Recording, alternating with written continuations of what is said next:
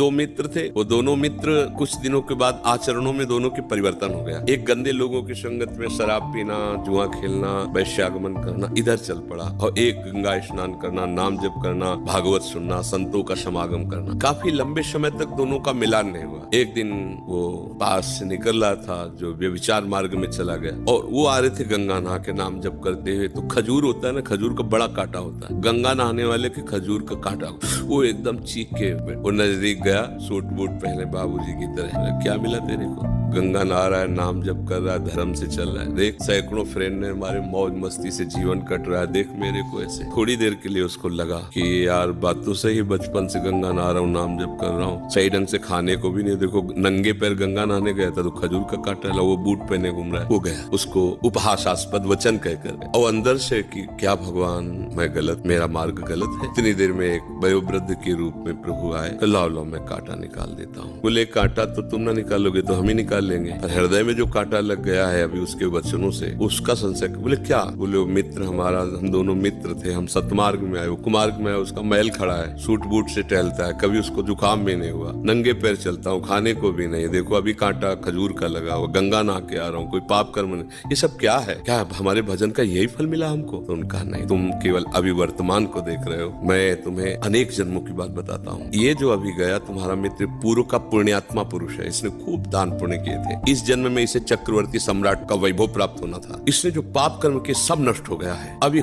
कुछ क्षणों के लिए आपको दिखाई दे रहा है, जहां इसका वर्तमान का पाप और पूर्व का पुण्य नष्ट होकर पूर्व का पाप जुड़ा तो नष्ट हो जाएगा, ये किसी काम का नहीं रहेगा, देखना।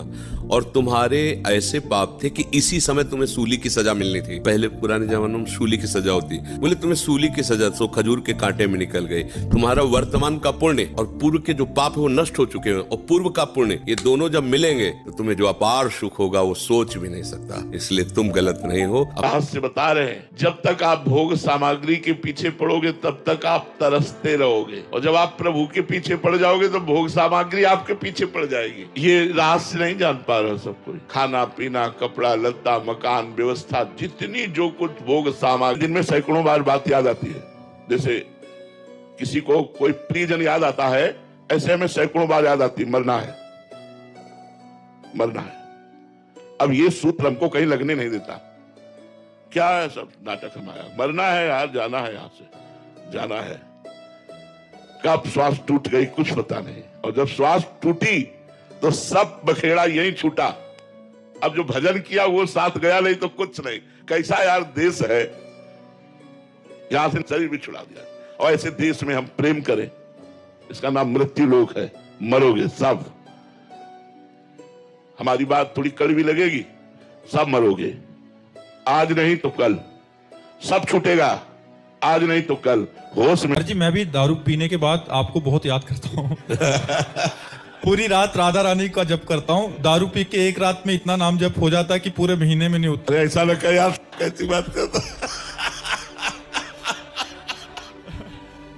आपके द्वारा दिया गया नाम को मैं सार्थक कर रहा हूँ।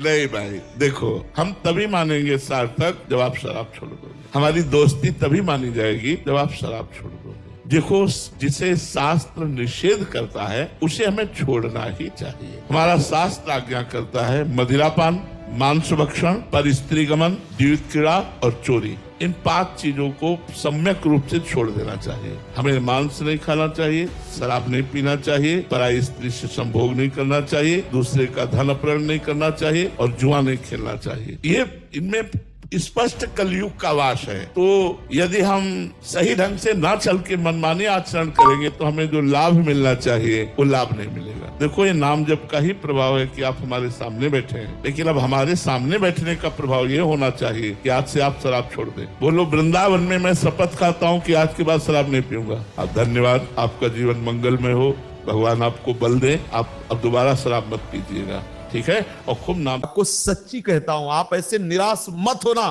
कि इतने दिन हो गए अब भी काम आता है। एक दिन वो समय आएगा कि तुम ऐसे छाती ठोक के कहोगे कि किसी की ताकत नहीं कि हिला दे। आज के जो बच्चे हैं ना, ब्रह्मचर्य का नाश करते हैं, स्मृतिहीन हो रहे हैं। अब डर लगता है परीक्षा से, परीक्षा डर, ऐसे फेल हम कैसे हो जाएंगे? अगली बार हम फिर और पढ़ाई पढ़ेंगे, अगली बार हम और हिम्मत करेंगे। हम भगवान के अंश से हारने वाले नहीं हैं। किसी भी बच्चा के मन में रहना चाहिए फेल हो गए तो क्या होगा, क्या हो गया, यही जिंदगी है। आप विचार करो कि अगर विद्यार्थी निराश हो जाता है पढ़ने में, करने की नहीं सोचना, एक जाएगा कोई व्यापार करना,